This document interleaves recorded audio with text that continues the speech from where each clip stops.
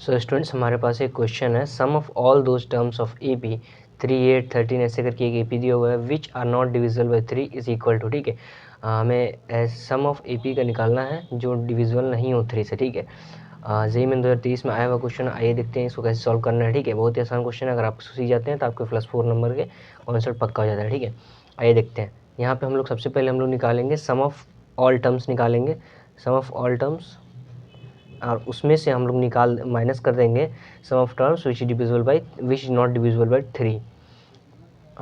Some of all terms निकाल के which is divisible by 3 minus कर देंगे तो हमारे पास निकल जाएगा sum of terms not divisible by 3। Okay, तो यहाँ पे हम लोग पहले इसको निकालते हैं। ठीक है, इसको निकालने के हमारे पास ए कितना दिया हुआ है, ए दिया हुआ है 3, डी दिया हुआ है 5 और हमारा लास्ट टर्म दिया हुआ है 373। ठीक है, तो हमारे पास दो इक्वेशन इससे आ सकती हैं कि S N is equal to N by two A plus L होता है, और वहीं इक्वल टू होता है N by two A plus N minus 1 into D. ठीक है, तो अगर इसको हम लोग सॉल्व करेंगे तो वैल्यू पुट कर लेंगे हमारे पास n बाई 2 और a प्लस एल हमारा हो जाएगा 376 और n बाई 2 यहाँ पे हमारा 2a plus N minus 1 2a plus N minus 1 into D हम की वैल्यू हम लोग रख देंगे 6 प्लस एन माइनस 1 हमारा ये हो जाएगा 5n माइनस 5। ठीक है, अब इसको सॉल्व कर लीजिएगा। ठीक है, इसको सॉल्व करने पर हम देखेंगे ये कट जाता है और हमारे पास n की वैल्यू आ जाती है 75। ठीक है, तो सम ऑफ ऑल टर्म्स का जो n आ रहा है वो हमारे पास 75 आ रहा है। ठीक है, आइए अब इसको देखते हैं। अब टर्म्स देखते हैं जो divisible by 3, terms divisible by 3, sum of terms of divisible by 3। ठीक है, इसमें हमारा ए क्या हो जाएगा, देखिए सबसे पहले हम लोग यहाँ पे एक थोड़ा सा स्पेस ले लेते हैं। ठीक है, हम लोग देखेंगे ए डिवाइड हो रहा है। ठीक है, तो ए का हमारा ए हो जाएगा 3, इसका हो जाएगा डिविजिबल बाय 3 निकालना है ना। और फिर हम लोग लास्ट टर्म देखेंगे, लास्ट टर्म 373 डिवाइड नहीं हो रहा है। ठीक है, तो उसके पीछे एक और टर्म आते हैं हमारे पास, डी कितना है हमारे पास 5 आता है, तो 5 माइनस करेंगे तो हमारे पास 368 हो जाएगा। ठीक है, क्या वो डिवाइड हो रहा है, हम लोग चेक करेंगे, नहीं वो भी डिवाइड नहीं हो रहा है। ठीक, तो 5 टर्म्स और पीछे आ जाएंगे तो हमारे पास लास्ट टर्म हो जाएगा 363 जो कि डिवाइड हो रहा है 3 से, यानी कि हमारा ए हो जाएगा 3 और एल हो जाएगा 363। ठीक है, अब इसको भी उसी तरह हम लोग सॉल्व कर लेंगे। S N is equal to N by 2 A plus L और इक्वलेंट करके हम लोग एन बाई 2 2a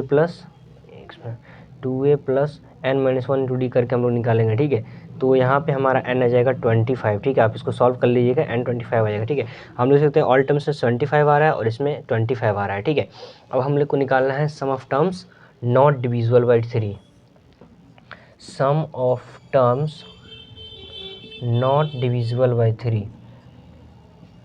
ठीक है, तो इसके लिए हम लोग पहले इस टर्म को और इस टर्म को आपस में माइनस कर देंगे। ठीक है, तो S N is equal to हो जाएगा N by 2 A plus L हमारा 376 है इसका, माइनस एन बाई 2 और इसका हमारा जो एस एन है वो हमारा हो जाएगा 363 प्लस 3, ये हमारा 366 हो जाएगा। ठीक है, इसको आप लोग सॉल्व कर लीजिएगा, हमारे पास आंसर जो कि मैंने सॉल्व करके रखा हुआ है 9525 आएगा और यही हमारा आंसर हो जाएगा। ठीक है, आप देख सकते हैं बहुत ही आसानी से मैंने इसको सॉल्व कर दिया।